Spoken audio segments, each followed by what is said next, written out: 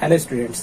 तो मैं संजय राठिया आज के मेरे बेसिक कॉन्सेप्ट सीरीज के इस तीसरे वीडियो में आप सभी का स्वागत करता हूं। आज के हमारे इस वीडियो का टॉपिक है संख्या के प्रकार। तो संख्या के प्रकार के विषय में बहुत सारे प्रश्न बनते हैं और ये प्रश्न अलग अलग एग्जाम्स में, प्रयास के एग्जाम्स में, सैनिक स्कूल के एग्जाम्स में, नवोदय के एग्जाम्स में आते हैं।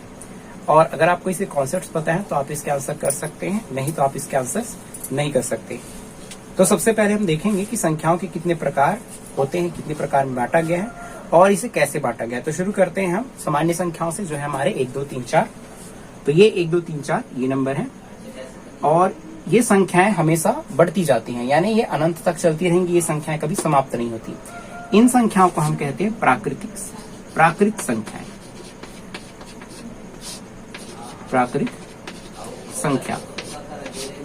प्राकृत संख्या इन्हीं को प्राकृतिक संख्याएं भी कह देते हैं। इंग्लिश में इसे कहते हैं नेचुरल नंबर। और ये 1 से शुरू होती है, सबसे छोटी नंबर जो इसमें होती है वो होती है 1 और ये अनंत तक यानी कि अनिश्चित काल तक ये चलती रहेंगी। इसका कभी भी खत्म यानी कि इसका अंत नहीं आएगा। ठीक है। अब इसके बाद जो हम अगला प्रकार देखते हैं वो है पूर्ण संख्या। पूर्ण संख्या जो होती है उसमें भी प्राकृतिक संख्याएं शामिल होती हैं। प्राकृतिक संख्याएं तो इसमें होंगी ही, प्लस इसमें एक एक्स्ट्रा नंबर आ जाता है जिसको हम कहते हैं 0। ठीक है। और 0 और इन सारे नंबर्स को मिलाकर 1 2 3 4 जितनी भी धनात्मक तक बढ़ती जाती है, इन सबको कहते हैं पूर्ण संख्याएं। तो ये हमारा एक आ गया दूसरा ग्रुप जिसको हम कह रहे हैं पूर्ण संख्याएं। पूर्ण संख्याएं। तो पूर्ण संख्याओं में प्राकृतिक संख्याएं भी शामिल होती हैं, 1 2 3 4 सभी, यानी इन सबको हम पूर्ण संख्या भी कहेंगे। 0 को हम इन सबको हम पूर्ण संख्या भी कहेंगे और प्राकृतिक संख्या भी कहेंगे, लेकिन 0 को हम सिर्फ पूर्ण संख्या कहेंगे। आगे बढ़ते हैं तो इससे एक बड़ा ग्रुप होता है जिसको हम कहते हैं पूर्णांक।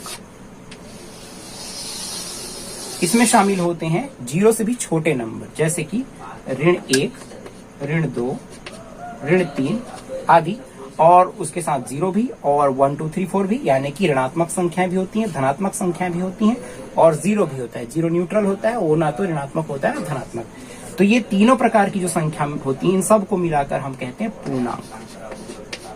पूर्णांक का मतलब होता है पूरा नंबर, यानी ये टुकड़ों में नहीं होते। ठीक है। चलिए आगे इस पर बात करेंगे।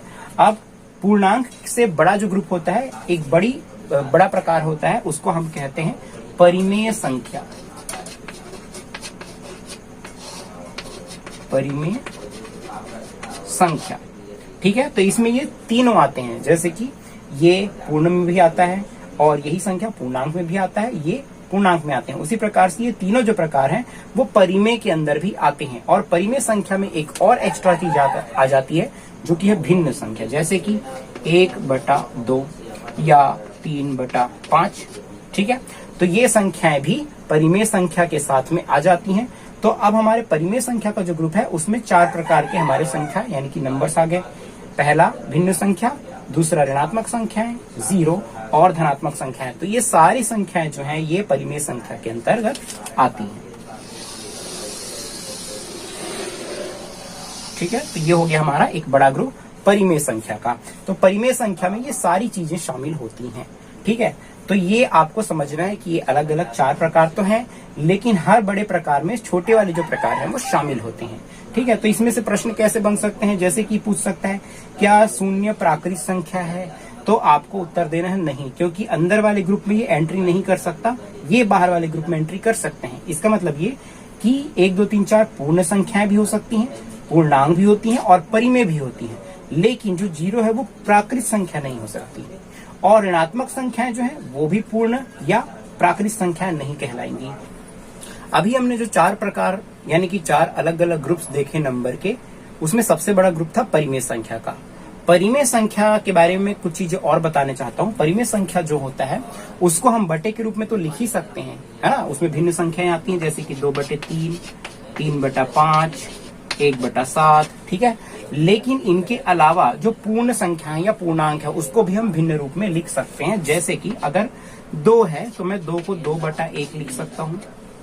ठीक है। इसी प्रकार से अगर मेरे पास में 5 है तो मैं इसे भी 5/1 लिख सकता हूँ। परिमेय संख्या में एक शर्त होती है कि कभी भी बटे में नीचे की ओर यानी कि जो हर होते हैं डिनोमिनेटर नंबर, उनमें 0 यानी 0 नहीं होना चाहिए। इसके अलावा कोई भी संख्या हो सकती है। परिमेय संख्या का विपरीत होता है एक अपरिमेय संख्या। ठीक है, उसको भी याद रखेंगे, हो सकता है एक नंबर के क्वेश्चन में कहीं पूछ ले, सैनिक, नवोदय, प्रयास, कहीं भी, तो वहां पर आपको पता होना चाहिए कि परिमेय संख्या का विपरीत जो होता है वो अपरिमेय संख्या होता है। परिमेय संख्या क्या होती है, जिसको हम भाग देंगे हर से तो पूरा पूरा भाग चला जाएगा, दशमलव भी आएगा तो दशमलव के बाद कुछ अंकों के बाद वह समाप्त हो जाता है, उसे हम परिमेय संख्या कहेंगे। ठीक है, लेकिन जो अपरिमेय होता है, अपरिमेय संख्या कभी भी पूरी तरह से भाग नहीं जाता। इसका मतलब ये कि दशमलव के बाद भी वो भाग जाता रहे तो वो अंक जो है उसमें बदलते रहेंगे, या हो सकता है एक अंक रिपीट होता रहे लेकिन वो कभी भी पूरी तरीके से खत्म नहीं होगा, जिसको हम इंग्लिश में कहते हैं नॉन टर्मिनेटिंग। ठीक है, तो उस प्रकार के नंबर को हम अपरिमेय संख्या कहते हैं, जिसमें कि आपके वर्गमूल वाली संख्याएं हो सकती हैं, वर्गमूल 2, उसके अलावा पाई जैसी संख्या होती हैं जो कि चिन्ह है और एक खास वैल्यू को प्रदर्शित करती हैं। ठीक है, तो ये दोनों अपरिमेय संख्या के उदाहरण हैं, यानी कि इसको हम सॉल्व करें तो दशमलव के बाद इसके कई अंक आते जाएंगे पर ये कभी भी समाप्त नहीं होगा। ऐसी संख्या को कहते हैं अपरिमेय संख्या, जिसकी कोई लिमिट नहीं होती। ठीक है, तो चलिए आगे बढ़ते हैं और अब हम देखेंगे प्राकृत संख्या यानी पूर्ण संख्या। पूर्ण संख्या और प्राकृत संख्याओं को कितने प्रकार में बांटा गया है आगे, जो कि हमारे सिलेबस में शामिल है। ठीक है, तो हम उसको देखेंगे। केवल पूर्ण संख्याओं के बारे में यहाँ पर देखने वाले हैं कि उसे कितने प्रकार में बांटा गया है, यानी किस किस ग्रुप्स में उसको डिवाइड किया गया है। तो चलिए देखते हैं। सबसे पहला आता है उसमें सम संख्याएं। सम संख्या क्या होती है, ये 2 से भाग जाने वाली सभी संख्याओं को हम सम संख्या कहते हैं। ठीक है, यानी जिस संख्या को 2 हिस्सों में बांटा जा सके या 2 से पूरी तरह भाग दिया जा सके। तो सबसे जो छोटी सम संख्या होती है 2, उसके बाद आता है 4, उसके बाद आता है 6, उसके बाद आता है 8। इस प्रकार से जितनी भी संख्याएं 2 से भाग जाने वाली हैं वो सभी सम संख्याएं कहलाती हैं। ठीक है, अब इसमें कोई बड़ा नंबर आपको दे दिया जैसे कि 3580, अब पूछ लेगा क्या यह सम संख्या है, तो आपको इकाई का अंक देख करके बताना है कि ये सम संख्या है या नहीं। यानी ट्रिक क्या है कि आप आखिरी का अंक देखेंगे, शून्य है, 2 से जो शून्य है वो हमेशा भाग जाता है, शून्य वाली संख्याएं जैसे 10, 20, 30, तो इसीलिए जितनी भी शून्य वाली संख्या है जिसकी इकाई में शून्य हो वो हमेशा 2 से भाग जाएगी, यानी ये जो पूरी संख्या है वो सम संख्या है। ठीक है, अगला जो हम संख्या देखने वाले हैं, अगला प्रकार, वो है दूसरा विषम संख्या। विषम संख्या का अर्थ है ऐसी संख्याएं जो 2 से पूरी तरह से भाग नहीं जाती हैं, जैसे कि सबसे छोटी जो विषम संख्या है वो है 1। ठीक है, उसके बाद में 3, 5, 7, 9 इत्यादि। तो ये सब 2 से भाग पूरी तरह नहीं जाती, इसमें कोई ना कोई अंक बच जाएगा। ठीक है, और उसके बाद अगर आप भाग देना चाहें तो दशमलव ले सकते हैं, पर दशमलव वाली इसमें बात नहीं है, पूरी तरह से ये भाग नहीं जाती, इसलिए इसको हम विषम संख्या कहेंगे। ठीक है, तो विषम संख्या जो है वो शुरू होती है 1 से, यानी सबसे छोटी विषम संख्या 1 होती है। ठीक, अब इसके बाद हम देखते हैं नंबर 3। अच्छा, विषम संख्याओं को पहचानने का तरीका, अगर हमको कोई बड़ा नंबर दे दे तो हम कैसे पहचानेंगे, तो यहाँ पर है जैसे एक उदाहरण 3, 4, 2, 1, 6, यानी 34,216। अब पूछ रहा है कि क्या यह विषम संख्या है, तो हमें फिर से इकाई देखना है। अगर इकाई में ऐसी संख्या है जो 2 से भाग चली जाती है तो ये सम होगी, अगर भाग नहीं जाए पूरी तो फिर ये विषम संख्या हो जाएगी। तो यहाँ पर चूंकि 6 है वह 2 से पूरी भाग चली जाती है, इसलिए 34,216 एक विषम संख्या नहीं होगी बल्कि यह सम संख्या होगी। ठीक है, तो इस प्रकार से आपको सम और विषम पहचानना आना चाहिए। विषम संख्या के बाद हम लेते हैं भाज्य संख्या। भाज्य संख्या क्या होती है, नाम से ही समझ आता है कि ऐसी संख्याएं जो 1 या खुद के अलावा किसी से भाग जाए, यानी कि वो कम से कम 3 नंबर से डिवाइड होनी चाहिए। ठीक है, एक तो खुद हो गया, एक 1 हो गया, एक और एक तीसरा नंबर कोई भी हो सकता है, वो 3 नंबर से कम भाग जानी चाहिए। तो ऐसी संख्याओं को हम भाज्य संख्या कहेंगे। उदाहरण ले लेते हैं जैसे कि 4। ठीक है, तो 4 जो है वो 1 से तो भाग जाएगा ही, हर संख्या 1 से भाग चली जाती है, और उसके अलावा यह खुद से भी भाग जाएगा 4, हर प्रत्येक संख्या खुद से भाग जाती है, और 4 जो है वो 2 से भी भाग जाता है। ठीक है, तो इसके मतलब ये कि 1 के अलावा और खुद के अलावा तीसरी संख्या जो 2 है उससे भी भाग जा रहा है, तो ये कहलाएगा भाज्य संख्या। ठीक, अब इसका ठीक विपरीत देखते हैं। खैर, हाँ, इससे नंबर 4 अभाज्य संख्या। अभाज्य संख्या में ऐसी संख्याएं आती हैं जो केवल 1 और खुद से ही भाग जाए पूरी तरह, उसके अलावा पूरी तरह किसी भी दूसरी संख्या से यानी कि तीसरी संख्या से भाग ना जाए। जैसे कि हम ले लेते हैं 2, ठीक है। तो सबसे छोटी अभाज्य संख्या 2 होती है। अभाज्य संख्या का मतलब मैंने जैसे आपको बताया, तो 2 के लिए यदि हम देखें तो ये केवल 1 से और खुद से ही भाग जाएगी और किसी भी संख्या से 2 भाग नहीं जाएगा। तो इसीलिए 2 जो है वह अभाज्य संख्या कहलाएगा, यानी 2 और तीसरे किसी भी नंबर से भाग नहीं जाता।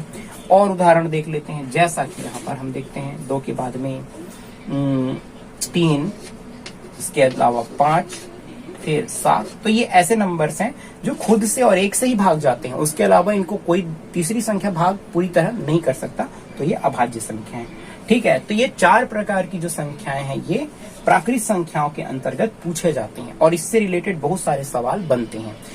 और एक चीज मैं आपको बता दूं कि 1 जो है वो अभाज्य संख्या में नहीं गिनी जाती, वह विषम संख्या में गिनी जाती है, अभाज्य संख्या में नहीं गिनी जाती है, ठीक है। तो उसको आप ध्यान रखेंगे। सबसे छोटी अभाज्य संख्या हमेशा 2 यहां से शुरू होती है, इसको आप याद रखेंगे, ठीक है।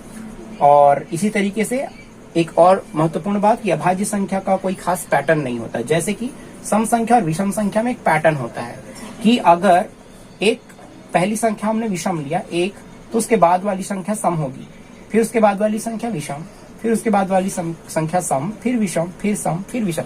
1 छोड़ करके एक सम होती है और फिर अगली विषम होती है। इसी प्रकार से भाज्य संख्या और अभाज्य संख्या में अगर हम कोई पैटर्न ढूंढना चाहें तो इसका कोई खास यानी कि कोई फिक्स पैटर्न नहीं होता है।